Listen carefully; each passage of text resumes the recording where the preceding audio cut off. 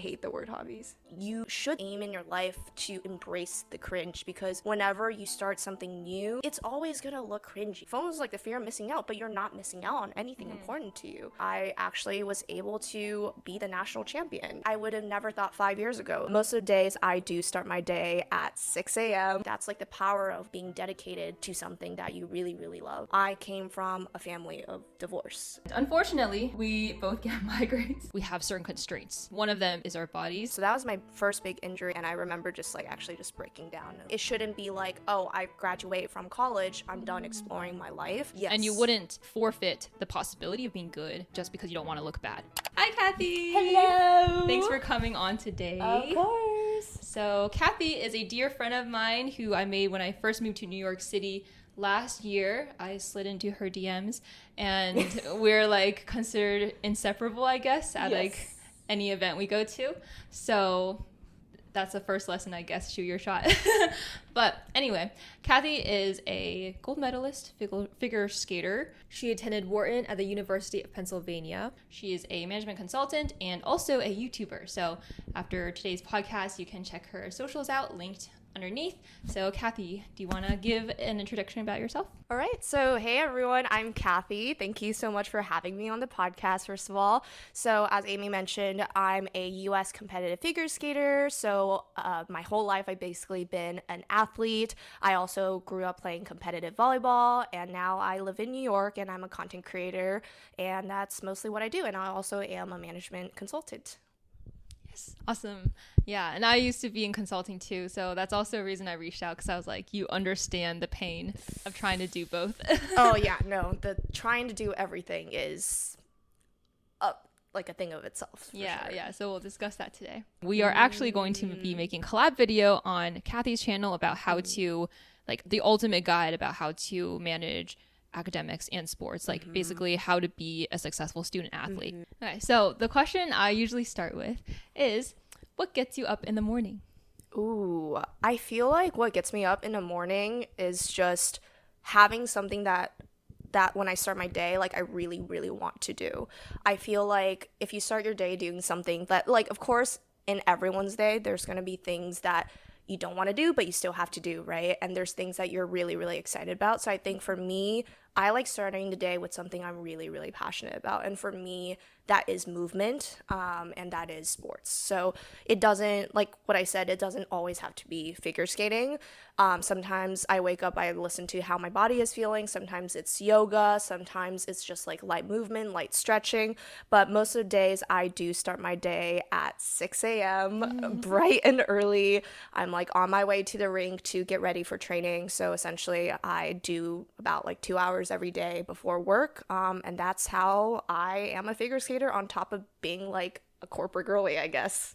Yeah, I am always so impressed every time you like, I remember that you do that, because like truly I think a big struggle people have is waking up early. You see those videos like, oh, how I wake up at 5 a.m., 6 a.m. Yeah. And when I see that, I'm like, I already feel like pain before I even experience it. But I think the key is, like you said, to do something you love, where like you're excited to get up. And I think that's why I start with this question, is because even people who don't wake up super early, they're often like, oh, I just stay in bed, like what did they call, like bed rotting or something? Oh, yeah. Yeah. And so I just think like we need to have some kind of fire that gets us up, you know, to even start the day and start living. Yeah. So hearing about how you manage skating and consulting is really amazing. So how did you kind of like get into creating this schedule and realizing like you have to do the morning to make this happen? Yeah. So I think like I start planning by first looking at like what my constraints are. So there's certain things that you can be more flexible, that you have control over changing, and there's some things that you just can't change because they're influenced by external factors that you can't control. So for me, things that I can't control is that currently I live in New York. The rinks that are near me in Manhattan, they only have sessions specific for figure skating training very early in the morning. So that I really don't have any other option, really. And also just knowing myself too, there are a few places a bit further out that do have training sessions after work. However, I do work a pretty demanding job. It's not really like a 9 to 5. So sometimes there's a lot of ambiguity and uncertainty. So some days I don't know when I would exactly finish work. So usually end of work is harder for me. And another component is understanding yourself. I know that when I first wake up, I'm the most productive. And that's when I kind of get the most energy out of myself. I know after work, I can never work out. Like I can't even like run, like not even yoga. Like I'm just not in that space anymore. So that's why I chose morning, mostly because of constraints and also just like learning and understanding myself. So I think it's really a factor of like how I chose morning to be my training time is one, the constraints that I see in my external world, and also two, just understanding myself over time and kind of what works best for me in my schedule. Yeah, that's really cool. I feel like even though a lot of us have heard this advice, like, oh, work out in the morning because otherwise you'll get demotivated, you're more impressive in that, like, you actually follow that. Because even me, like, I try to work out consistently, and I think that the perception is I do. But I think recently, because I've been so busy, not as busy as you even, I just, like, still don't work out in the morning. I will try to work out in the afternoon, but I do feel like it's a lot harder for me to do that. And I think that it would actually take me less energy and less mental energy if I had just a more structured schedule. I feel like recently that some structure with like having a job is actually beneficial. Just like when in school, if I had sports as an activity, I would actually be more efficient and structured with my time and be able to have better habits. But now that like things are too flexible with me, like sometimes I just really don't follow through certain commitments, you know? Yeah, and you know what the key is to waking up early at 6 a.m. in the morning is it's going to be painful at first. I know you said that before too, but the key is to start doing it and start doing it consistently. Because once you start doing it consistently, like your body just biologically also has kind of like a circadian rhythm going, and it becomes easier than you think it is. I think everyone thinks about 5 a.m., 6 a.m. wake ups, and they already like associate that idea in their mind as like, oh, pain, like I don't want to get out of bed. But like once you just do 1 week of it, like every single day, wake up at the same time, it becomes so much easier because now even on the weekends, like technically I don't have stuff until like, because I don't train on the weekends usually. I do like off ice conditioning, and technically I can sleep in later, but I find myself being up at like 6 a.m., 7 a.m. on like a Sunday, Saturday, and I get so much done in the morning still, even when I'm not training. Yeah, that's really awesome. It's like you achieve so much more when people have not even woken up. Yeah. Okay, that's awesome. And speaking of being busy, you are a person of many talents. So, what are your other? I don't know about that. What are your other current pursuits? Ooh, I have so many current pursuits, but I've learned to kind of like prioritize them, because what I have learned is that you can't do everything and you can't say yes to everything. So obviously I have to hold down my professional career as a management consultant. Obviously that's very important. That's also like how I make income, but also being a creator is another source of my income. And my creative work is something I'm very passionate about, because I feel like with the content that I put out, which is all like sports related, figure skating related, kind of lifestyle related, I feel like I really reach a population of people who want to learn more about skating, want to get more into sports, like young women who are kind of like wanting to chase their dreams but don't know how to.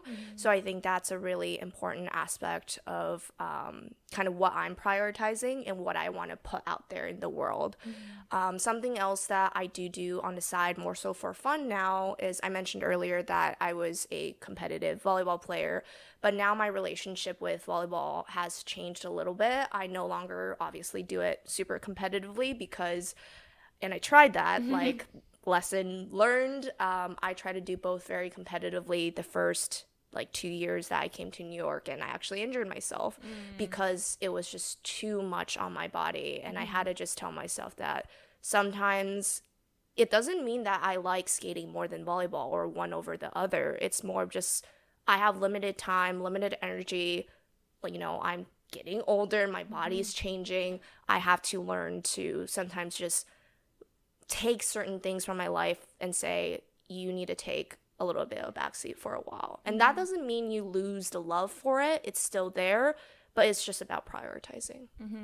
Yeah, for sure. And it kind of relates to what you said, where we have certain constraints. And one of them inevitably is our bodies and the amount of time we have. And as much as I say, like, you know, you can do everything, it's not the truth. It's like we are unlimited up to our limits. I suppose. You know, but I think the idea is like, I think a lot of people out there who might be struggling with motivation or like using their time wisely is like they're not necessarily using up to their limits currently, you know? Right. So I think it's like very inspiring when you do find passions that then you can more easily use your time wisely, you know? Yeah, no, truly. Like, you might think that, like, if you have 3 things that you want to pursue, that it may be harder to time manage. But to your point earlier about having structure, having like a mission when you wake up, like, I want to do X, Y, and Z and accomplish X, Y, and Z today. I feel like that really actually does help versus if you wake up with no goal in your mind, it's just like this blank canvas of like, I don't know what I'm doing,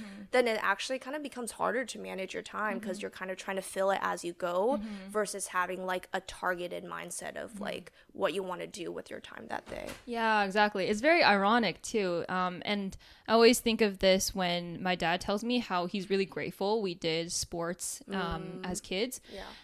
Because I was like asking him, how did you get us to not be sucked into social media so much or like given to some not so good influences? And he just said like, simply, you guys just didn't have the time for it. It was like, you know, when you have school as a priority and then you have sports and practices and recovery, like sleep is not as a non-negotiable, then you simply don't have time to F around.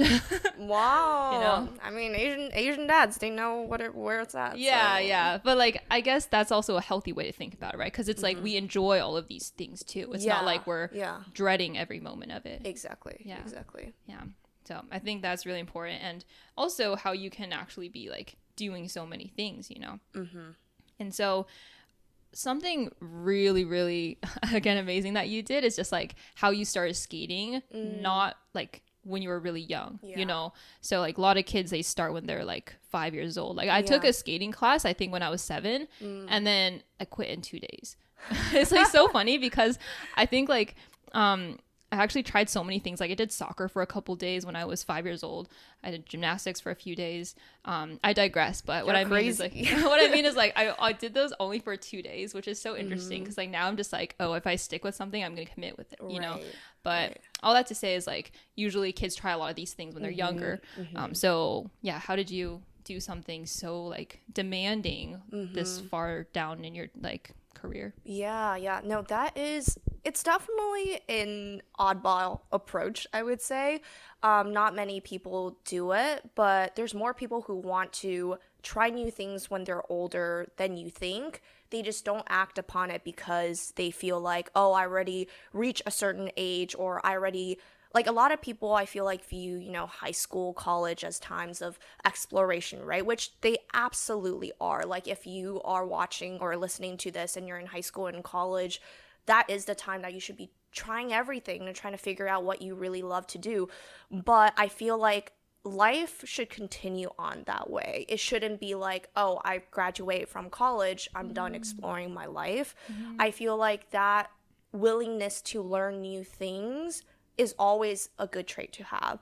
So a lot of people, when they go into adulthood, career is something that is associate a lot with quote unquote adulting, which for practical reasons makes sense. You know, we have to make money, blah, blah.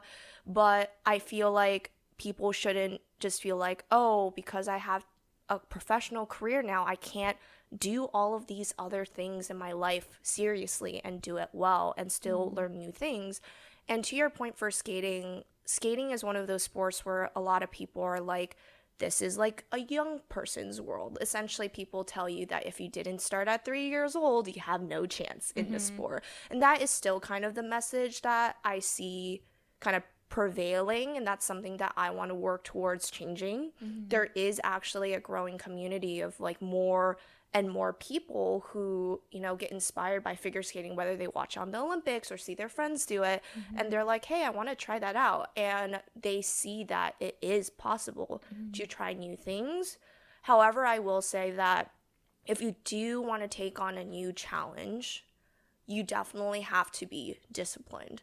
For me personally, like my personality is I either don't take on something or don't do something, or I take on something and I want to do it really, really well and commit to it and be consistent about it. And I think consistency was the key to making this kind of journey happen, because about 5 years ago, I literally didn't know how to skate. I didn't know how to stop. I literally didn't know how to skate backwards. Like, I still remember one of my first coaches was actually one of my friends in college, who she competed in like the junior Grand Prix when she was young. She was really, really good. And she was literally teaching me like how to skate backwards by wiggling my butt backwards. It was like so embarrassing. But you just have to like kind of put yourself out there, because you might think and be self-conscious, which I definitely felt at the beginning of like, oh, like I'm this like, 20-year-old, like all these people around me are little kids. Like, what am I doing? Like, I look so stupid. I look so bad doing everything. Like, I literally can't even stop.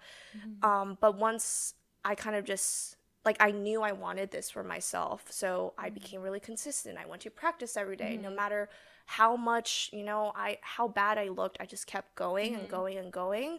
And then over the course of 5 years, I ended up starting to become competitive. And I started competing in the US adult circuit.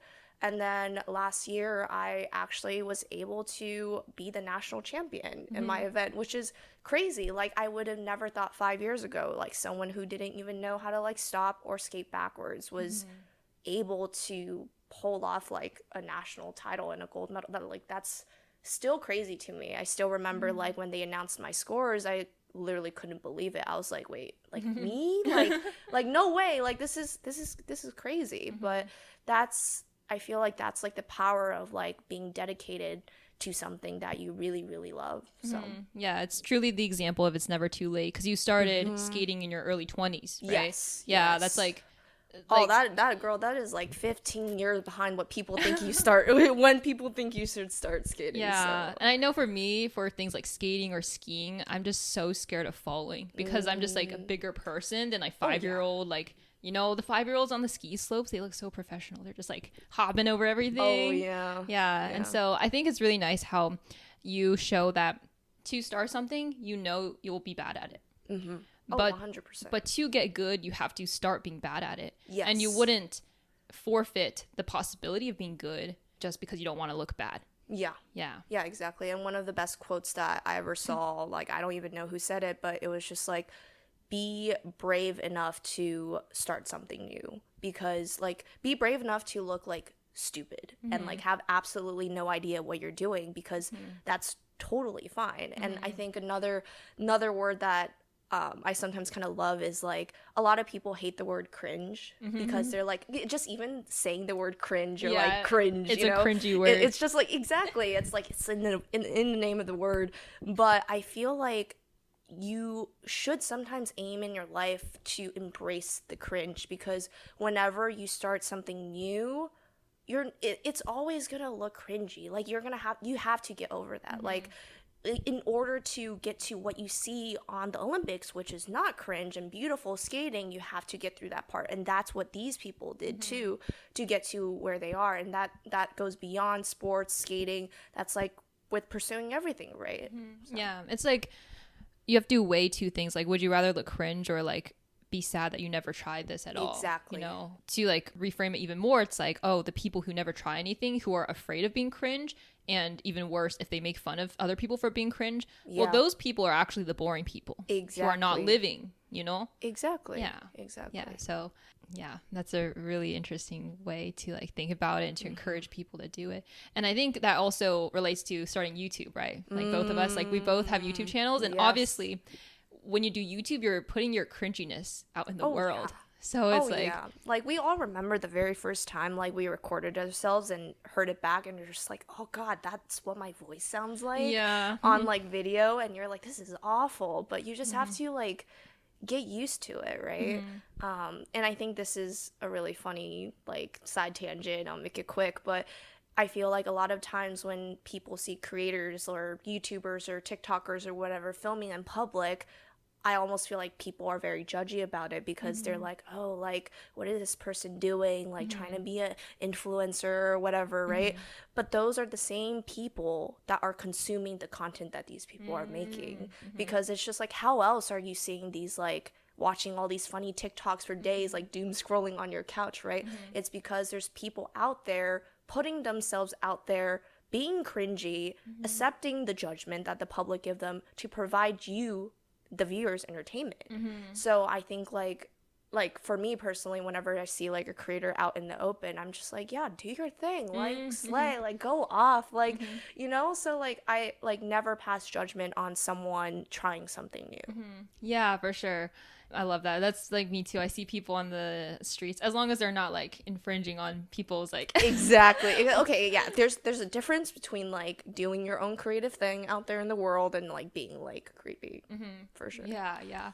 And I also think that a lot of the haters to influencers, they're people who secretly want to do it themselves. It's like I saw that's this a hot take. Yeah, no, I saw this somewhere because it's like people who hate the most, they feel like they would want the confidence to be able to do that. They're like, oh my gosh, like, yeah, because they're like insecure in themselves, and so they would also love to make content and like become a creator and, you know, get perks and stuff like that, or like influence other people, but they're too afraid, so then they're instead like project off of others. That's very interesting. Yeah. Yeah. And I think that it just takes that first step, you know, you just like try it yourself, and then you understand like everyone started from here. Yeah, exactly. Yeah, no matter how hard it might seem. Yeah. And I think it's a good attitude in general to never judge other people for what they're doing. Oh yeah. You know? No, exactly. Yeah, because the more you judge other people, that's you judging yourself as well. Yeah. That means you're actually making it harder for yourself to try anything, because you're like, if I judge other people, that means other people would judge me too. Exactly. Yeah. Exactly. Yeah. Going back to what you were saying about like getting older and like getting injured and stuff like that. So we are both in our mid 20s. Oh god. Which is crazy because like that makes me like I know, like so Cathy came here today and she like slumped on the couch. She was like, Lala. Yeah, no, I was literally like Lala. Yeah, and for non-Mandarin speakers, that means like getting old. Like I'm old, or like getting old. Yeah. Which I certainly am. I'm feeling it in the bones. Like figure skaters joke all the time where like we have the bones of like 80-year-olds at like 10 years old, which is actually true. One of my good friends who grew up skating competitively had like a scan done or whatever, and they told her she had the bones of a 70-year-old, like the bone density of a 70-year-old. Wait, why is that? Because it's just so much impact. Every time you land a jump, there's like physics studies done about it, because we land a jump, rotate 3 times in the air, and you land on one leg. So the amount of force, I did not do physics. I did not study physics, but it's like the amount, like the force on that one leg is crazy. Oh, yeah. Okay. I can imagine. That actually makes sense. It's honestly, sports to any extreme level is not good for your body, because your body is meant to have balance and use every part in moderation, you know? And so that's why like when Sean and I are talking about like what sports for our future kid to do, we're like, okay, well, this is kind of like a tangent, but the point is like, we're like, oh, baseball, but you could hurt your shoulder. You could hurt it with pitching. Like, you could but do this, anything. you heard this, and then it's just like you hurt everything. Yeah. It's like you can't win. Yeah, exactly. Yeah. So I never really played sports to like that extreme level as you, but like when you think about your body and longevity and sports, as you're so excited about it right now, like how do you balance that? Do you ever feel like you already know when you have to stop, or you know? Yeah. This is a huge thing. Like, not to go back to the whole time management piece of it, but when you think about doing a sport, the time management is not just baking out time to train, to practice, to do all the conditioning. You also have to bake in time for recovery and rest. And I think that's something really important. And when I was younger, because I did sports my whole life, when I was younger, I didn't think about that. I didn't, like, your body didn't need it back then.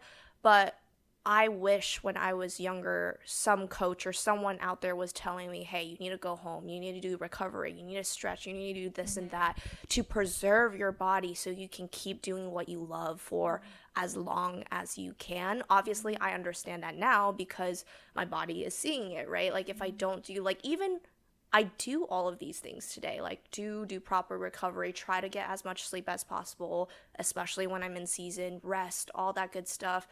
But still, like, actually sitting here today, I'm actually injured, and Amy knows this. But it was like I was doing everything properly. Like a couple weeks ago, I was warmed up and I was just attempting this new move, actually not even on the ice, like at the gym, doing off ice training, and I just pulled like a hip flexor muscle.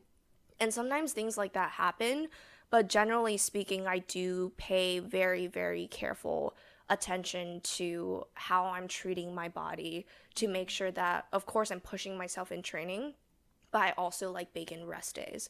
I used to be incredibly bad with the idea of resting, because I feel like if you're someone listening to this podcast right now and you're always like, I always have to do everything to the best of my abilities, you have the tendency to feel like the best route to doing that is to push like 2000% every single day.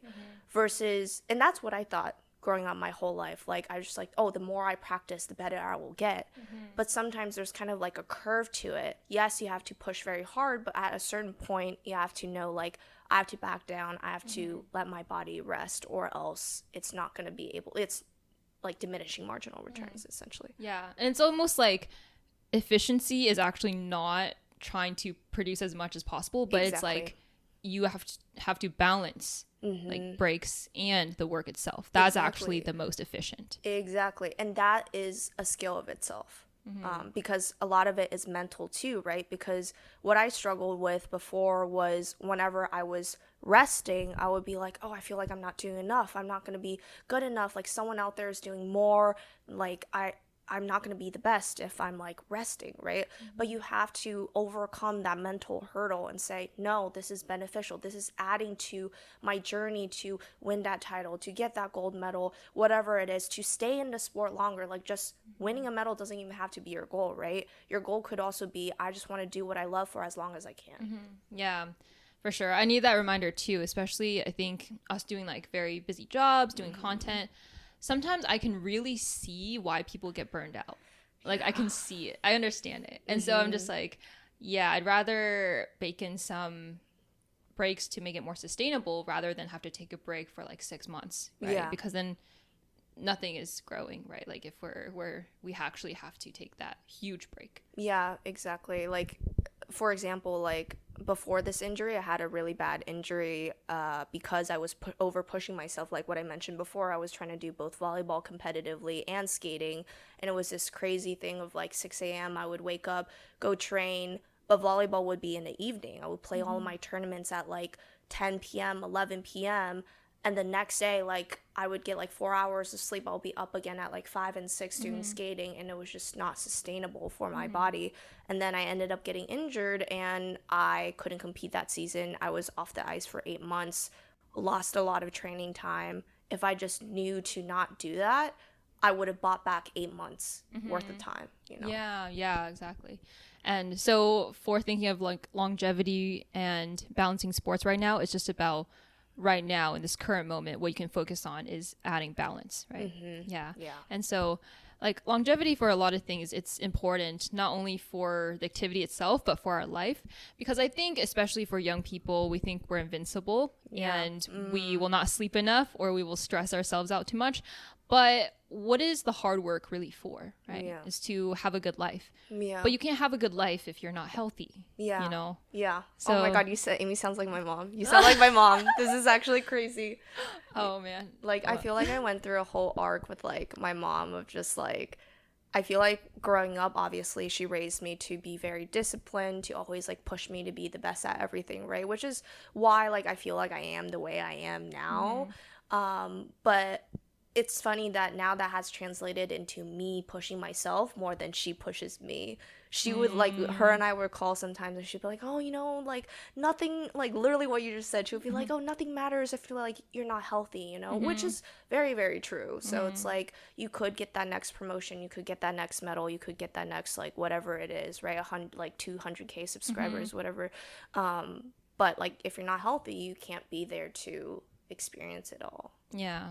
That's so funny. It's like us turning into our moms. No, literally, it's this like is so bad. like saving the plastic bags and everything. Oh my god, yes, yes. And napkins from restaurants. But I love it. it's like, Stephen, emotional damage. Oh my god, no, stop.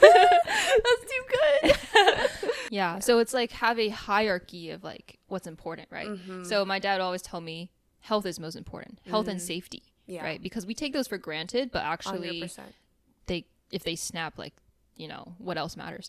And then happiness, and then like family, right? Yeah. So actually everything people work so hard on, it's like way down there on the list. Yeah. Yeah. So No. it's really important. You really do take for granted like your body and the things that it does for you. And I think you start like appreciating your body more as you're actually aging into it, because you realize like all that it does for you. Like I remember like about 3-4 years ago when I first actually moved to New York, completely new to the city, and I came here and I actually had a back injury, like a lower back injury that was pretty bad. And I remember in the first week, and that was the first time I've experienced like a big injury, because growing up I actually didn't have too many. I had some knee stuff for volleyball, but I was fortunate enough to be mostly okay. So that was my first big injury, and I remember clearly like I was waking up and I dropped my hair tie, and I was going to pick it up, and I realized like, and it hurt like immediately, and I was like, oh, I'm so not used to like not being even able, like I was just actually like having an existential crisis, because I was like, I'm 20 years old and I can't even pick up a hair tie. And I remember just like actually just breaking down and like really just like sobbing in my room, because and I like that hasn't really happened to me before, and I was surprised like how emotional I got over like not being able to see my body do something it's usually like supposed to do, and like it's kind of your expectation that your body works for you, but it's really not that. You have to actually give back and like take care of it. Yeah.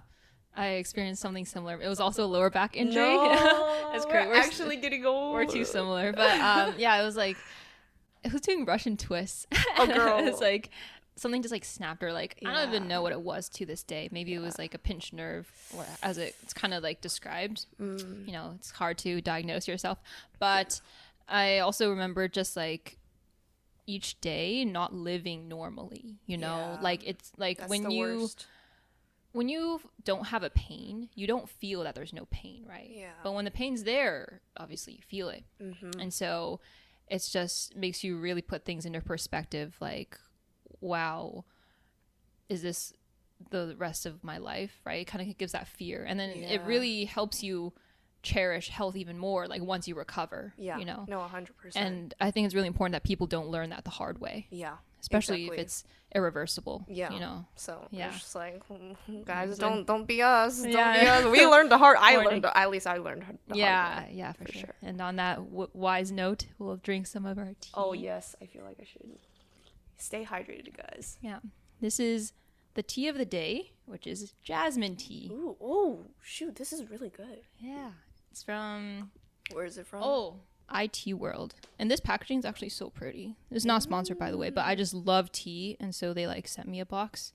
Oh my god. I was living my Uncle Iroh dreams. This is giving Uncle Iroh. Yeah. I love it. And jasmine tea is actually his favorite tea. It's actually really good. Yeah. I drink like 3 cups of tea every day because I just like the taste. It's not for the caffeine. Hot leaf juice. Yeah, hot leaf juice. Hot leaf juice. Speaking of saying no, that's something we struggle with. So this past week, Cathy and I said no to a very fun event that then we saw on Instagram, and we were like, oh, FOMO. But I think we talked through and we're like, oh, actually, we're really proud of ourselves for making this decision because it was for the best, Like, even though we could have gone to, which was actually like a red carpet event. So I do want to say that I know the movie premiere red carpet event is silly and unrelatable, but please know that this is a very rare occurrence, and we are very lucky to even be considered to go to these events. I honestly still don't know why they invite me. Shh, don't tell them, because I am not a huge consumer of a lot of media in general, but I want to mention this is still a really cool event that I'm sure many of us as normies would love to go to, so I just wanted to use this as the example of saying no to something that still might seem really cool. But we decided to stay in and take care of our bodies and catch up on some work, just simply not have that event for the day. And so I think when we do this more, it's like it gives that positive reinforcement to like put ourselves first and be like, it's okay to say no. Because I know when I was, you know, growing up or even in college, I'd be like a yes man. I'd say yes to everything and be like, yeah, I can make it happen, you know, and I could. But now I think you can't. Yeah. They're just like limits and adulting things to do. And also sometimes maybe this is me getting old, but it's just like I just don't want to. Yeah. Sometimes I'm just too lazy to. Yeah, and that's totally fine. Like, just because you say no to like certain social events doesn't mean you're like antisocial or like whatever, right? It's just about setting the right boundaries for what your priorities are at this certain point in your life. And at different points in your life, you may have different priorities. As you grow, as you age, you know, priorities shift. But I feel like you really just have to understand like what your priorities are in this moment and learn how to say yes to only the things that kind of matter the most. And I totally agree with you on this. Like, I was also a yes man. And honestly, to a certain degree, I still, like, nobody's perfect. Like, I'm still working on it. I still find that like seep in sometimes. Yeah, me too. Where it's just like, I want to do everything. I want to say yes to this, say yes to this friend, also like say yes to skating. Like, it's just like a lot, right? Because there's a lot of things that we want to accomplish in our lives, but we just have to know that sometimes certain things have to take a step back. So what are things that you've had to say no to besides competitive volleyball? And like, what was the trigger for you to realize like, this is where I have to step in and fight against my habits? And Yeah. And I think that you mentioned something which is like, you know, a hot topic is like everyone talks about FOMO these days. And like, you know, FOMO is very real. And I feel like I felt this especially when I was in like high school and college, particularly college, because being an athlete, you need a lot more sleep than usual. You're waking up at like really tough hours to do training, right? And your body needs enough sleep to recover more than the average person. So a lot of the times the things that I had to say no to was like going to like the college parties or, you know, hanging out with friends until 2 a.m., which is like, you know, great experiences to have in college every now and then, but it's not something that I could subscribe to like every single weekend. That was just something that I knew that I couldn't do. And I think with social media being so prevalent these days, it becomes even harder to manage FOMO if you're not careful, because you're just on your phone all the time. You're seeing your friends posting, your friends like at all these events, like locations are tagged, people are tagged, and you're like, you look at it and if you're not there, you're like, oh, like, am I missing out? And there's many moments when I was like in college in my dorm, like sleeping at like 9 p.m. because I joke to all my friends that I'm a grandma, and everyone makes the joke that like Cathy's body is a temple because I don't drink, I don't, like, you know, like I don't put any other substances in my body just because I, like, for me, one, I'm allergic, fun fact, but two, it's just like that's not what I want for myself, because I want my body to, you know, to our point of longevity, to, you know, keep being able to do what I love. So I remember just sitting in my bed those days being like, oh, like, what if I'm like missing out on my like 20s or whatever, like I should be out like partying, spending time with like these people, right? But I think like you have to, with FOMO, you have to really ask yourself, like, do you, like, what are you missing out on? Like, pinpoint, like, what do you think you're missing out on, right? And when you actually evaluate those situations, you're like, wait, going to this giant party that I literally don't even know that many people, people that probably won't impact my life, people that I probably like won't ever see ever again or make conversation. I mean, it also depends the type of function, but like, is that really valuable to you? And does that like push your priorities forward? And if the answer to that question is no, then you don't need to feel FOMO, because FOMO is like the fear of missing out, but you're not missing out on anything important to you.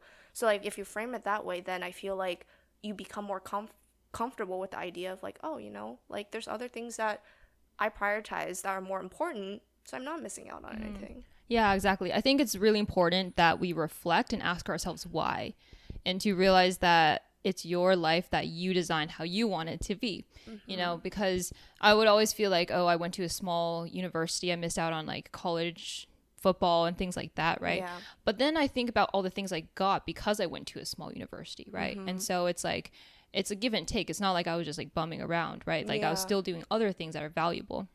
And it's also about thinking, like you said, the value you get from it, like the return on investment per se. Right. Where, you know, if you recover, that's good for your like well-being and long term, right?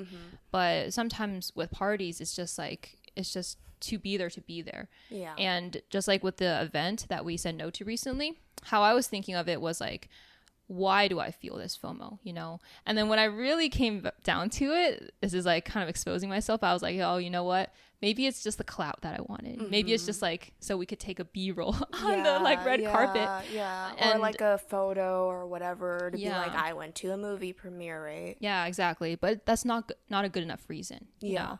And so I think that like gave me some peace to be like, hey, like I was just falling into the trap of like aesthetics and like visuals and things I could put on social media. You know? And I think as a creator, something that I have had to say no to is like exactly that, like prescribing to the trends that are out there, right? Like we make long form content, and I think we find that a lot more rewarding because we get to connect with people on a deeper level. Whereas like I have been tempted so many times to just like make short form and only do that because I'm like, people are getting like millions of views. Like, why don't I just do that? It seems like less effort. But what we believe in is like what we should stick to. Yeah. And I would say this like comparison is your like worst enemy. Especially when you compare yourself to people who don't have the same goals as you. It's like comparing apples to oranges, right? You can't like, as like a athlete, for example, I can't, like, when I was in college, I cannot compare myself to someone who's just like don't live that life, right? Because they can go partying, but they can recover because they have the ability to wake up at like 2 p.m. the next day and everything's like totally fine. Like the stuff that's on their plate is just, you know, getting through school, homework, whatever it is. But for me, my goal was to go out there, learn something new, you know, chase after like, you know, a gold medal or whatever it is, right? And I realized that my priorities look very, very different. And a lot of the times that goes the other way too. Like when you watch people on the Olympics, you're like, wow, this is so cool. This is so incredible. And you're like, why can't I do that? And like everyone's like making TikToks and jokes during the Olympics of like, all this person's like Simone Biles is doing all this crazy stuff, but I'm like couch rotting or whatever, right? And you also realize like, yeah, like these people are like amazing and you're seeing them like do all these crazy stuff. But do you think like Simone Biles like goes partying like every single like weekend until like 2 a.m.? Like, no, she's like at home taking care of her body. You know, it's like not glamorous, but that's like probably what she does to get to where she is. So I think people only see the glorified parts of everyone's lives, right? For athletes' life, it may be that pinnacle moment, but you don't see like how they achieved it. And but for someone else's life, it might be very different. For them, they just want to like have fun in college and, you know, party, and that's their priority, and that's totally fine. Like, I'm not shaming anyone for doing that, right? Like that could totally be a valid reason of like that's what you want out of your college experience. But if that's not what you want, you cannot compare yourself to these two people, because it's just not, you're not gonna ever make that work. Yeah, it's super important to constantly calibrate with what you want, because right now, especially, people get bored really easily, and then the moment they get bored or idle, they pull out their phone. And to me, I think that's so sad, because that's like forfeiting your chance to speak with yourself, honestly. You know, like to be with your own thoughts and ask yourself what you want in your life. It's like kind of a cop out to be like, I don't want to think with my thoughts right now, so I'm gonna let someone shove like thoughts to me, you know? And I think, you know, maybe that's why we're also not big scrollers, right? Because we are naturally more introspective, and we found that introspection has made our lives better. And so when we consider what we want, then it's really just in alignment with what you want. And then you realize, hey, if I don't want to live like 99% of people, then I cannot act like 99% of people. Correct. And another great quote is like from Alex Hormozy. He says something like, people will be jealous of what you achieved, but they will never be jealous of what it took to get Of there. how it got there. Yeah. Yeah. 100%. That is such a great quote. Yeah. So I love that, because when I remember these successful people and how they showed like their struggles, I'm like, when I am struggling and like working on a video, when I know other people are going out, I remember, hey, this is gonna pay off. You know, this is my choice, and this is me trusting the process. Exactly. You have to stick some things out to see it through. You can't just be like, oh, you know, this sucks in a moment, so I'm going to quit. I'm no longer going to do this. Then you're never going to see the benefits, because a lot of the things that you want to achieve in life take time. They're long-term goals. Like, if I just went to the rink one day and I'm just like, oh my God, I suck. This is so embarrassing. This is hard. My body hurts. Everything aches. I don't want to do anymore. Then I was never going to be able to get to the point of like where I was able to, right? And there's still like, that's not the limit. I'm still trying to like do more and more, but there's like, if you don't see something through, then Yeah, I agree. A lot of people tell me how it's really hard to take that first step and to start trusting in the process. So something that I think really helps is if you just kick off like a positive feedback loop. So you try doing something like one little thing that's different from what you normally do, and you know it's good for you, and then you see a reward, and then you're like, hey, let me do it again. You know, and then that mountain can be bigger and bigger. And so like for me, right, like if I look back to YouTube and like how like kind of crazy or insane I was for starting a channel, now it's like somewhat successful. And so now if I want to try something somewhat else, successful is an understatement. thanks, but now if I want to try something else that's crazy, I can look back at that as proof, you know, and be like, hey, I did this before, so I can actually tackle this bigger mountain. So I think that's really important. It's like you eventually can use yourself as a source of inspiration. Exactly. Yeah. So you said you're a grandma, which I feel like we're both grandmas. And we would like make fun of people saying words like demure. Oh my God, more like you. No, actually, that was more me. I called it the D word. I think that's so funny that you call it the D word. Because it's just so cringe. But not cringe in a way where like you should pursue it, you know? Yeah. It's like the actual bad cringe. I get what you mean. I get what you mean. Yeah, but someone asked me this, like how they asked me, how do you like be different from like everyone else, like when everyone else is like going on social media and scrolling all day, like what makes us naturally do that? That's a really interesting question. I would say honestly, it's just like, if you have an idea of what you want to do with your time, this goes back to like everything we're talking about in the beginning, then things just automatically like start filling up, and you just don't even have the time and the space to like do that and just sit there all day and like doom scroll. I feel like if you have things that you're inherently passionate about, that you want to drive forward, you're less susceptible to other people's influences on you. Yeah, that is true. I think it's also that we have a passion for life in general. You know, I like how someone said like Cathy's just high on life. You know? That's so funny. I forgot who said that. It was Justin, actually. Oh, really? Yeah, okay. yeah. That's so funny. Essentially, if we have a love for life, we will be more appreciative of all it has to offer. And that's why I think both of us have excitement to do things. I also think that we have an appreciation for human ability and creativity. So when we love, you know, Avatar: The Last Airbender, I think it's deeper than just loving the story and loving the music and thinking it's beautiful. I think for me, it's like, wow, humans made this. Yeah. And it's so incredible, and that shows human potential. Yeah. So like, what a waste would it be to just like sit there all day, you know? Yeah. Like we got to keep creating. We got to keep like letting the art within ourselves like shine through and reach other people, you know? Yeah.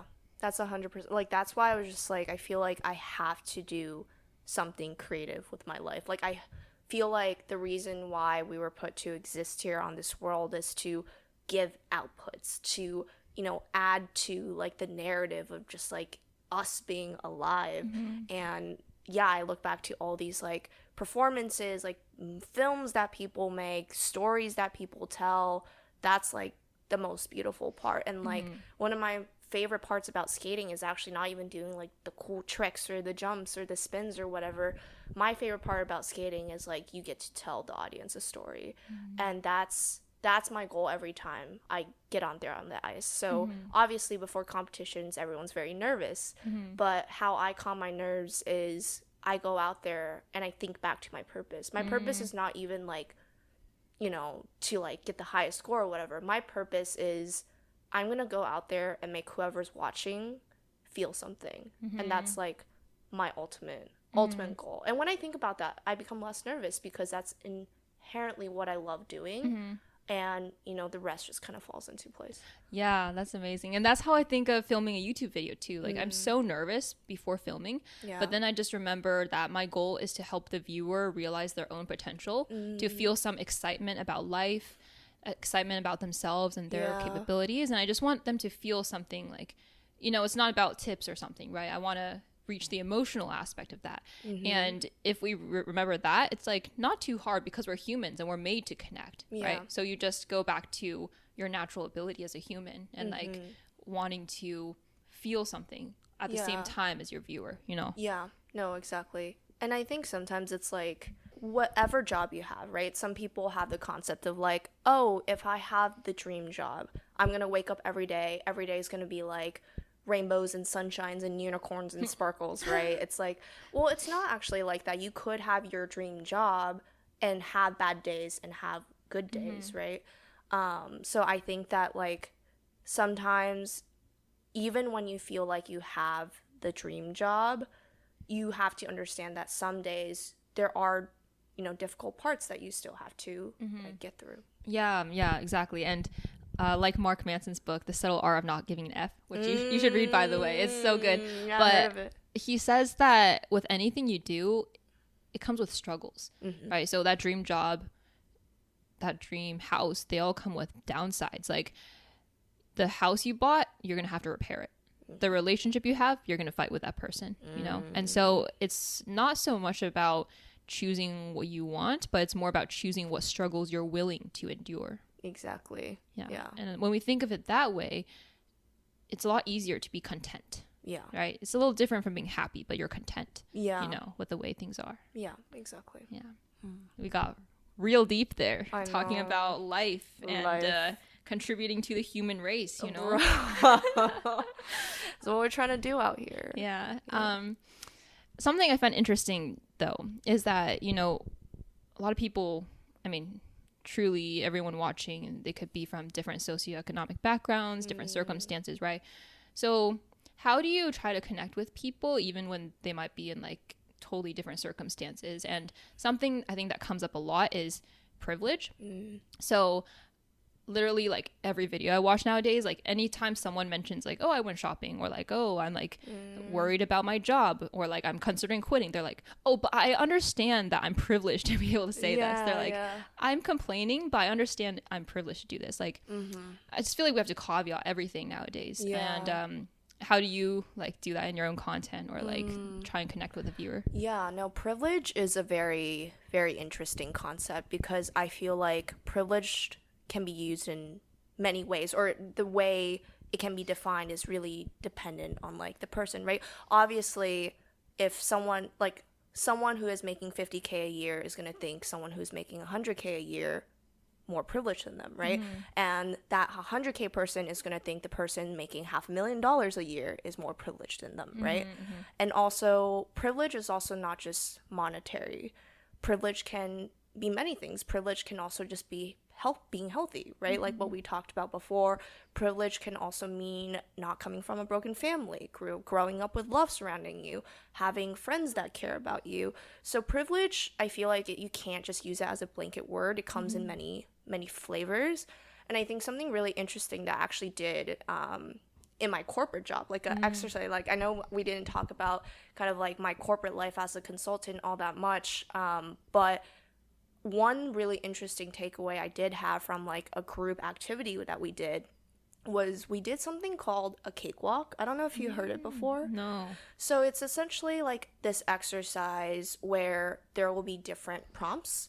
And if you feel like let's say, like I'll give an example. Like the prompt could be like, my parents were divorced when I was growing up. Then you take away, like you walk backwards like 10 steps.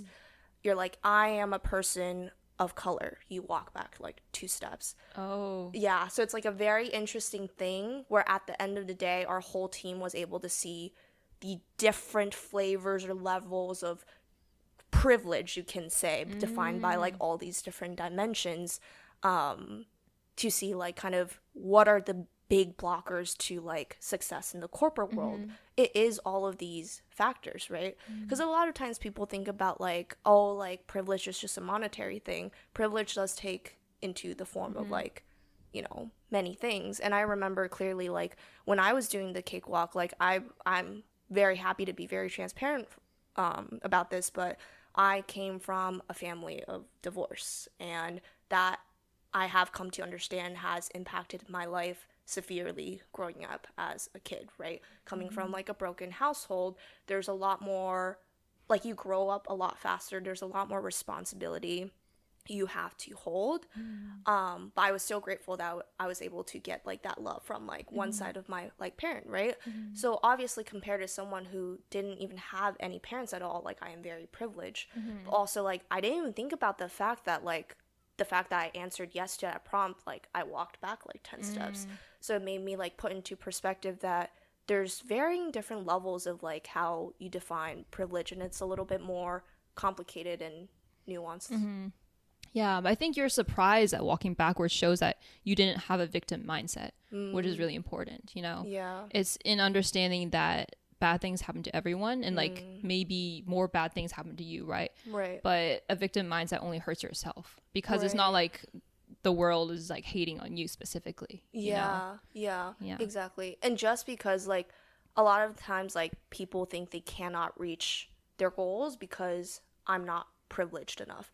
Well, in my opinion, I think like you can still work towards your goal even though there might be like different flavors of it, right? And I understand like constraints are very real. Like I see this all the time, and it hurts my heart to see like there's certain viewers that comment on my channel who are people who are maybe in their teens or even people my age who want to skate, but they live in countries where figure skating rinks aren't even a thing. Like skating is a very expensive sport, and you could say that the fact that I am able to skate is a very privileged concept, right?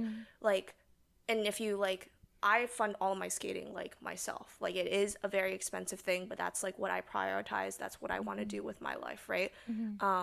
But someone might be like, oh, but I'm not as privileged as someone who, you know, their parents pay for all of their skating, or even just age too. Like being privileged enough to start when you're younger, you know? But I can't think about all of these things, because if I think that way, then I'm like, oh, I'm so underprivileged in this way or that way. I can't even do this thing. But no, you can. You just do it to the best of your abilities. And in my opinion, that's a win. That's a win in itself. Yeah. And I think it's just to remember that what matters is what you can control, right? And so exactly. also like going on about like caveating everything, right? Like we can't caveat everything, because there's no point in saying that, right? Like we understand that everyone is different, but even though we may be privileged, there are people more privileged than us. You know, I trained so hard in basketball for over 10 years, and I was never like able to play still like that well. Well, my limit is like I can never be a WNBA player, right? And so technically I wasn't privileged in the genes, right? But I did what I could, and I still would have rather done that and be able to play basketball recreationally right now. Whatever we have, we can still try and reach our limit with that. Exactly. You know? Exactly. Yeah. And in my opinion, it's like you just want something enough to like make it happen. And making it happen, again, like what you just said, means like different things for everyone, right? So obviously to your constraints or whatever. And I also think like I'm gonna be completely honest, like making it happen might be easier for some people than others, right?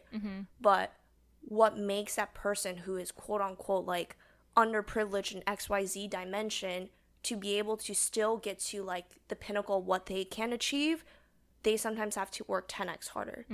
But that's something that I face every day. The fact that I started later, I'm not that flexible. I have to stretch every day to keep up with like these youngins who are just like so stretchy. They're like rubber bands, you know, and like they have no fear of falling because they're like, you know, like two, like, I don't know, like 2 feet high. Yeah, two. I was like, I don't even know what how tall kids are these days. Like they're like 2 feet off the floor versus I'm like, you know, this big adult. So there's so many things that like, if I thought about all of these things as like, oh, you know, just because of these things I can't do what I want to do, then, you know. Yeah, exactly. It can be extremely discouraging. Like I look at all the time, often a lot of influencers actually, they come from rich families. Like there was actually a video analysis about how these people, that's why their families go to Nantucket, for example. Yeah. You know, they're actually rich. And so they had the privilege to even pursue content creation. And yes, they worked hard for it, but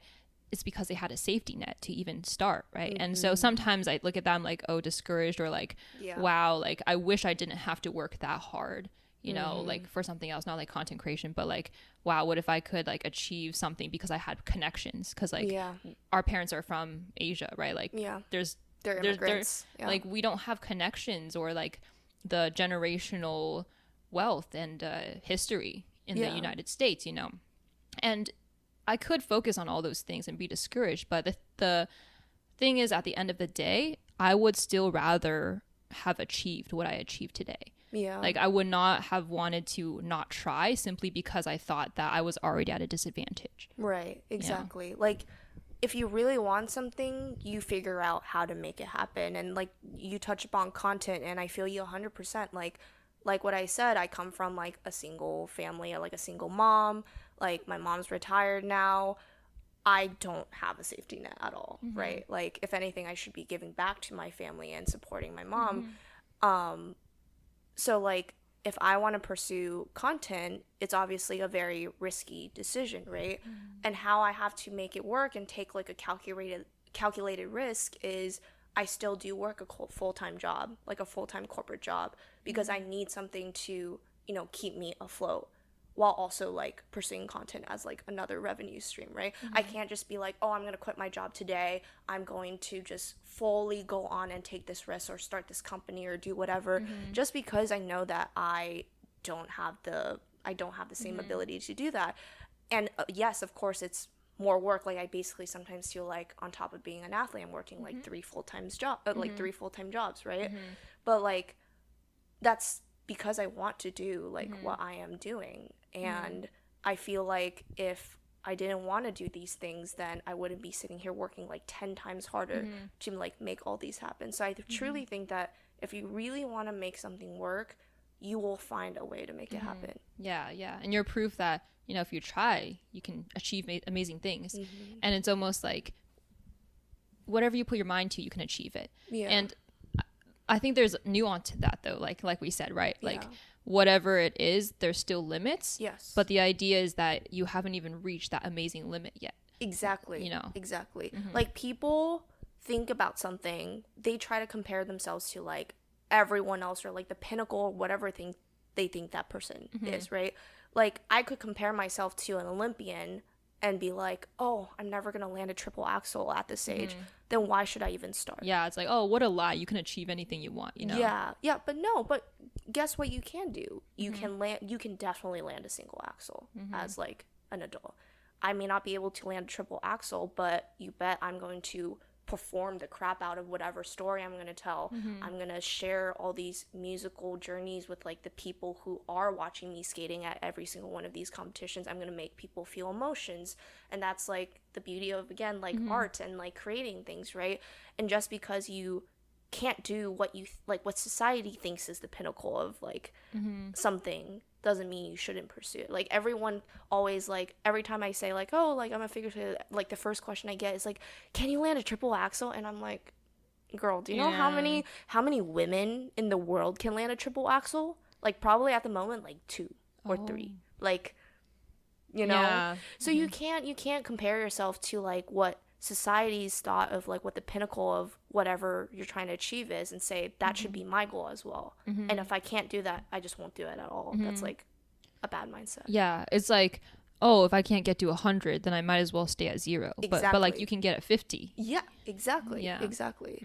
And my, like, if you really love this thing and your limit's 50, you should get to 50. Yeah, because it's fun too. Yeah, you know, and it it's is fun fun. pursuing it. Like, Yeah. it's so cool that you can like just skate around and like do things. Like, I know when I like go and skate, I'm just like, it's always like so scary. Like I No, I'll cannot. take you. I'll take you this winter. It'll be And, like fun. slipping, yeah. But I always see people like skating so smoothly, and I'm like, oh, I'd love to do that, you know.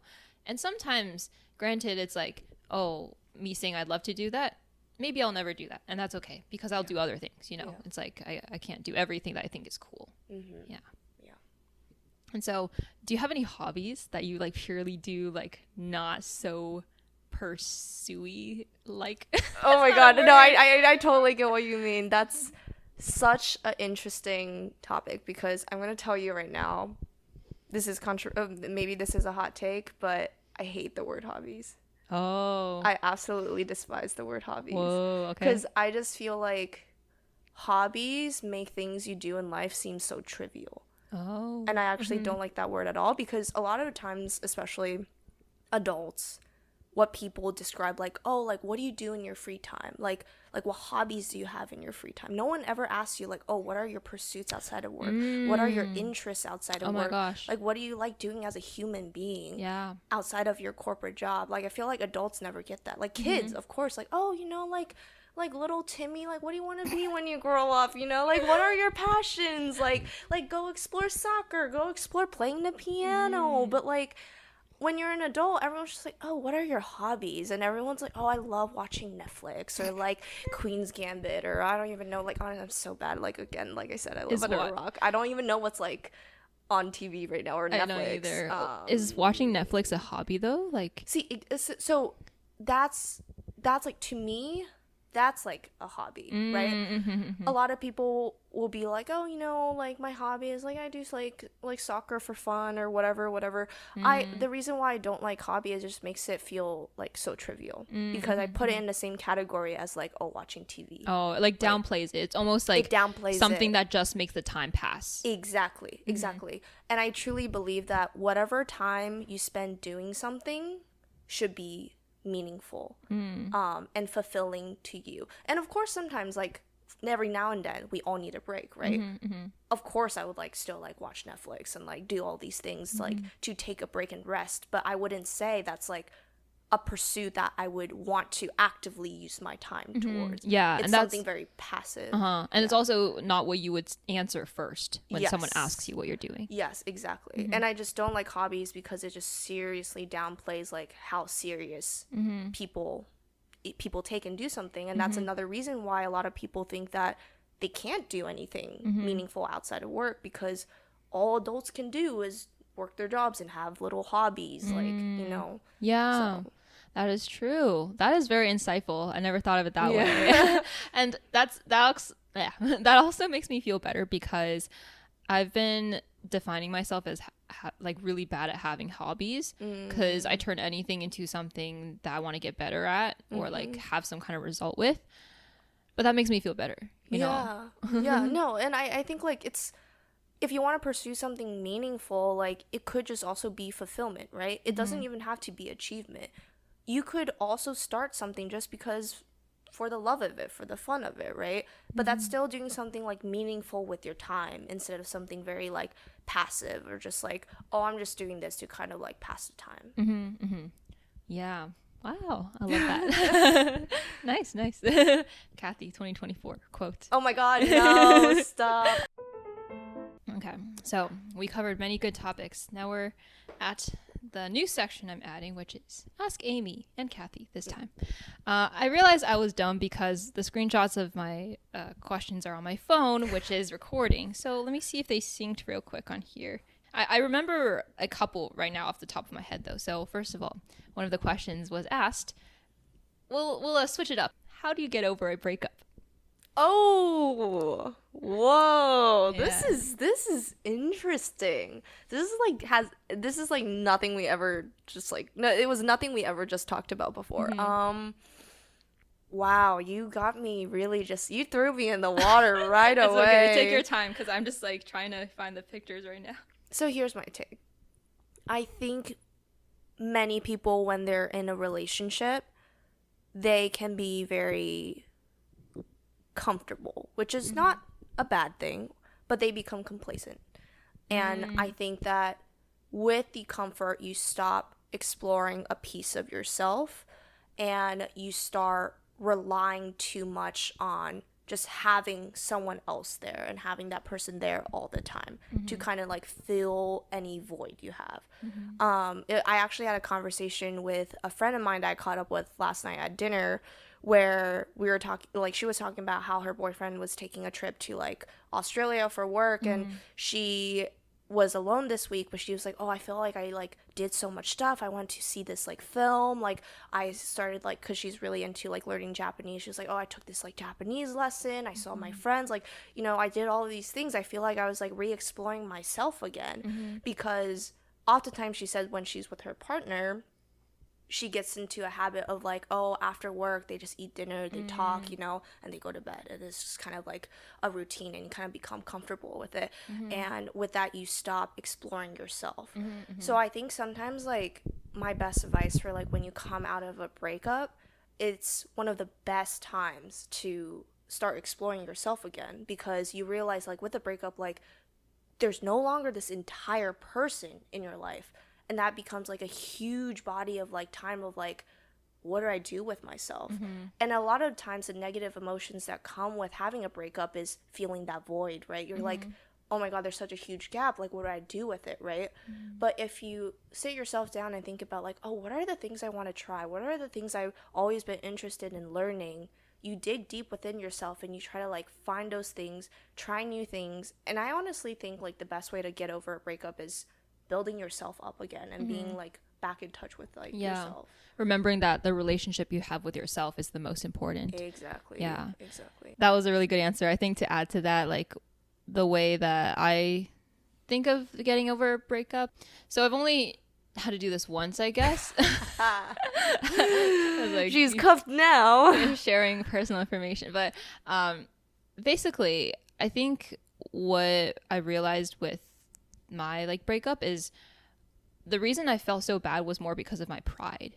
I think it was just like, oh, like I actually have to admit to myself that this wasn't right, but I let myself do it anyway, you know? And so it's like you have to be really honest and accountable with yourself, because when I tried to ignore the truths, that's when I was like sadder, but actually I had no reason to be sad, you know what I mean? And plus I was like inexperienced, right? So I think it's just like it's like emotions just cloud your judgment, you know? And so when that breakup happens, you're like, okay, now I can actually look at things for how they were, you know? Because if you break up, I mean, basically in a relationship, there's only two options, break up or marry, right? So if you broke up, that means like, hey, would you have married them? Then probably not. So it's like, yeah, if marriage is what you want. Yeah, if marriage is what you want, of course. If you think of it that way and be like, hey, I actually wanted these characteristics in my ideal person, then this opens up an opportunity for me to actually find that, because I deserve that, you know? Yeah, like I think every breakup is a learning opportunity, or at least that's like the way I like to frame it, because this thing ended and it ended for a reason, and it's a very clear reason that you can tell yourself that, okay, now I know what I don't want. And then in your next pursuit, or whenever you're ready for a relationship again, you can be like, okay, like I know that that's not what I want. Let's go with something different. And with every iteration of, you know, a relationship you have with someone, you kind of learn more about yourself and what you like and what you don't like. Yeah. And I think with friendship breakups as well, you know, and it's like sometimes those are worse. Yeah. Sometimes like I know when I'm feeling down about that, sometimes I just like get busy again, and I'm just like, oh, my life is busy, I have new friends, and it's like you realize that your life is so full already, like it's full, it's like some part is missing, but it's actually not missing, it's just like you are full without some person who was never meant to be there, you know? So I think it's like that way to think about it. Yeah. Makes sense. Another question I remember off the top of my head though is like, how do you stop being lazy and have interest in something? Because there was someone said, I just feel no interest in anything, you know? And I also get this comment a lot where on my video about how to stop scrolling, they ask, well, what do I do instead with my time? There's like completely, what is that? Bamboozled, not bamboozled. Like befuddled. Like or, befuddled. I don't know. That's such a like that's such a like a not pleasant word to say. I feel like I don't know. Yeah, they're just completely. I get what you mean. Yeah, though. yeah. I get what you mean. That is another good question. I feel like my advice for that is, if you don't know what to do, go out there and just do something that is not scrolling on your phone. I would say how you find what you like and you don't like, if you already don't know it, is actually just doing it. Right? It's kind of like relationships. Like the reason why almost nobody ever stays with the first person that they ever were in a relationship with is your first relationship. You don't know what you want and you don't know what you don't want, right? So it's just like that with interests as well. If you don't know what you're doing, just pick something that you feel like even just directionally you have interests in, and just take that first class, like take that first step to do something. You could go back and evaluate to yourself and be like, oh, I hated that. Then okay, maybe not this. Let's pivot and go a different direction. But if you don't go out there and just try something, you're never gonna sit there and just like one day have this idea pop up into your head, if that's not the way you work, right? Everyone works differently. So I would just say, like, the hardest part to starting everything is just taking that first step and being not afraid to like do that. So yeah, I totally agree. I also think that when you're lazy, you have this inertia of just like continuing to lay there, right? So people will often say that they don't have willpower to get up.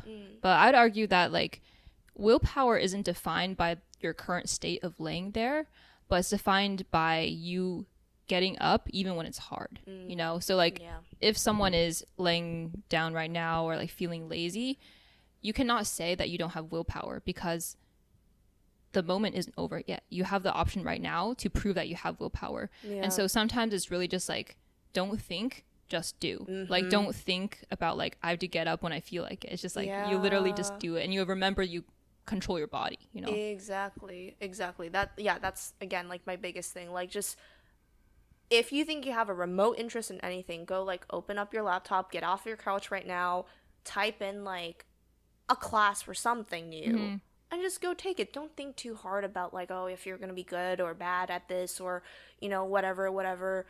Just go out there and do it and see what happens. Yeah, it's definitely gonna feel uncomfortable, but it's like 100%. You will feel so much better after. Yeah, and that's a muscle you learn to exercise. The more you do that, the more you're able to kind of like find that willpower more easy, like when you think about this, or when you have this moment again in the future. Yeah, and I also think your environment's super important.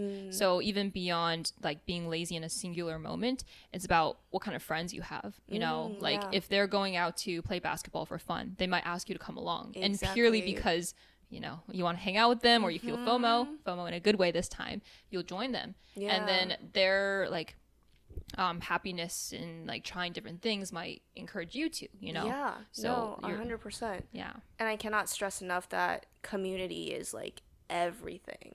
And I think especially for someone who does like an individual sport now, like growing up I did like a team sport, right, which was very different from like volleyball is very different from skating. 6 people versus like a solo endeavor. And I remember like especially me like being someone who's like started skating later in life, it's not like I'm gonna go out to the rink and like befriend like 6-year-old little kids, right?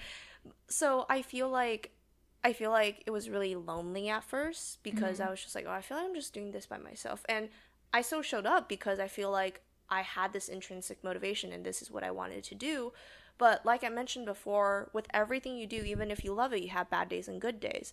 And what I find being like a big difference maker is having a community, especially on the bad days, is like super important, because there are days where I wake up at 6 a.m. and I'm just like, I feel like I'm just like, oh, everything sucks, like things are not going well, like this hurts, that hurts. I feel like I'm not getting anywhere. You're just very demotivated. But then I realized like, oh, like, I committed to seeing my friend that day, or like my friend is gonna show up to skate. I'm gonna like, when I warm up, I'm gonna get to talk to her. I'm gonna like have a great time, like just sharing my love of like doing this thing with other people who also love it. And that like gets me up and gets me going sometimes, because it's like another reason, right, to push through like the hard days. Yeah, for sure. Everything we talked about is so interconnected. I know. I was feel just like everything is like going back to like everything else we talked about. yeah, it's like, oh, human connection, Yeah. passion for life, Yeah. And I think that's also why I was like, wow, when I was reading through the question requests, like we're probably going to answer a lot of these just like automatically. Which we did, because we had questions about how to, get up early, how to manage school and like sports, right? Yeah. We did get that question, like how do you manage school and sports, or like a big activity? So like, what's like just one tip that you would give from your experience? Oh my God, I feel like we covered so much. Like what you said, everything is like so interconnected. I would say communicate things in advance. I feel like a lot of the times, like I found myself doing this a lot when I was a student athlete. Like your schedule is a mess, right? You have this side to balance, that side to balance, and sometimes you get a lot of ambiguity. But ambiguity is not an excuse for poor planning. Because sometimes I feel like people are like, oh, I don't know, like, when my games are the season. So, like, I don't know, like, how to, like, organize my life yet, and I don't know my class schedule yet. So I don't know, like, how to, like, coordinate everything. But what I realize is, like, the more in advance you plan, the more wiggle room you build for yourself, like, in the future. Because anytime you try to, like, do something last minute, you're going to have to work like 10 times harder to like get it, right? Like just speaking from like a very like simple like layman experience of like, if you live in a big city like New York, if you try to make plans on a Friday night, like an hour before dinner, you're going to spend like so much time on like Resi or Open Table trying to find a good like table for you and your friend, versus if you plan like 2 weeks ago, you can find almost any good restaurant and like be able to like get that task done in like 2 seconds. So I feel like a lot of the times, like the more in advance you plan, the more flexibility you build in for making things work for yourself when you have multiple priorities in your life, such as being a student and being an athlete. And I think an example I would use in this case is like if you already know that you're going to have these conflicts, like you may not even know when your games are, right? But on the first day of class, I would always tell my professors, like, hey, I'm an athlete on, XYZ team.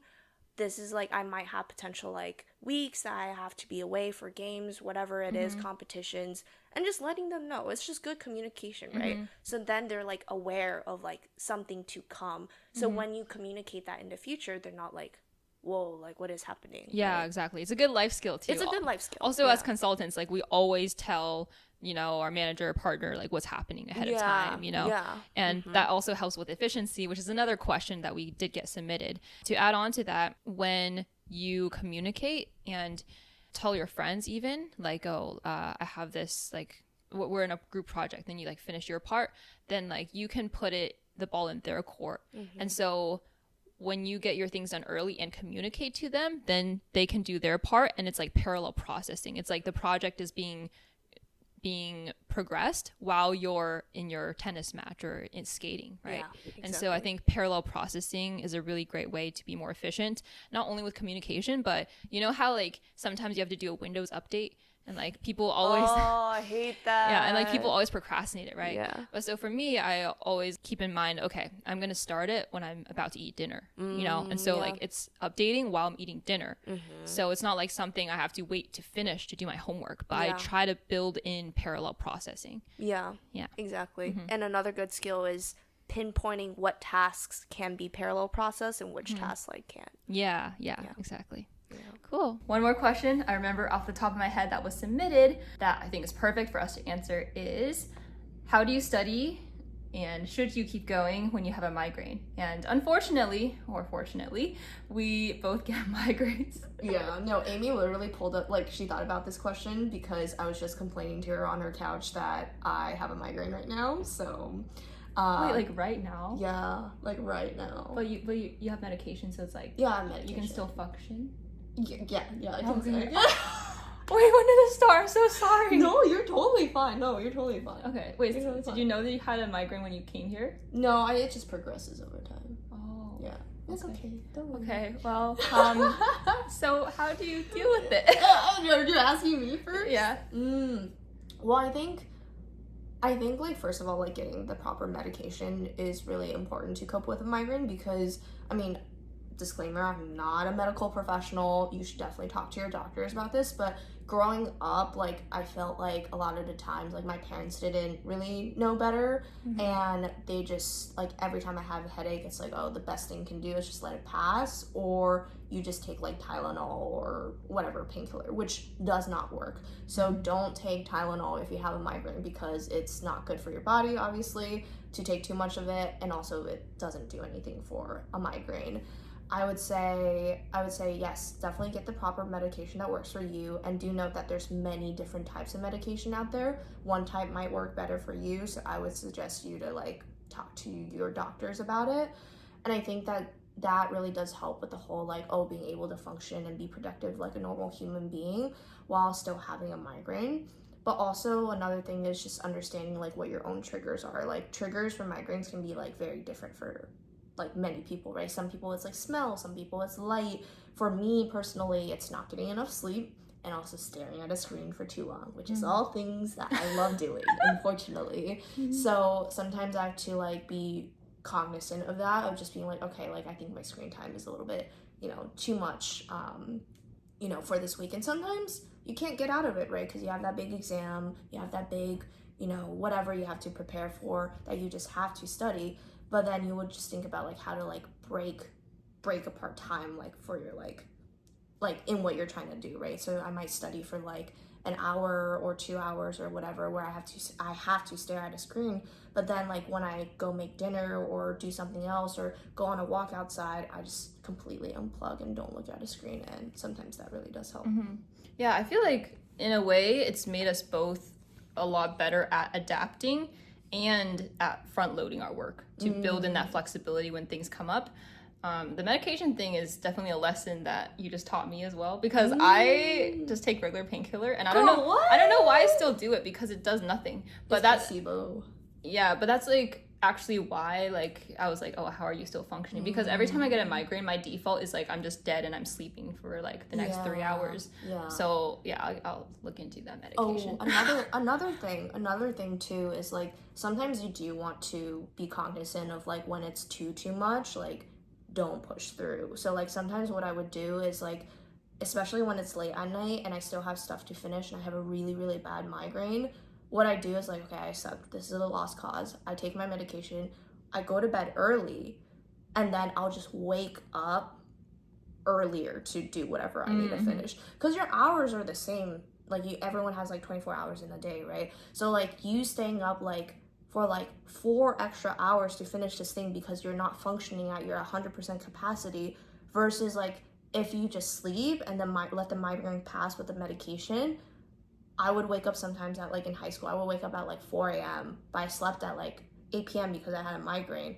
And from 4 a.m. to 6 a.m. I'm super productive because my migraine episode is over, and I can like get really, really good studying like out before like my exam at like 8 a.m. that day. So yeah, I agree. You gave all the best advice. From a person who suffers from migraines their whole life, unfortunately. Yeah, same though. Sad. Someone out there who's smarter than us, please find a cure. Thank you. No, seriously. Wow.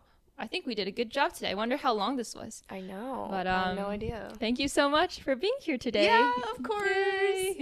Thanks for having me. Thank you. Thanks so much for everyone listening. And remember to keep living your A+ life, and check out Cathy's socials. We will be having our collab video out soon on her channel. And, drop a tea emoji if you like today's episode. Okay. Yay. Bye. All right, bye. She attended Wharton at the University of Pennsylvania.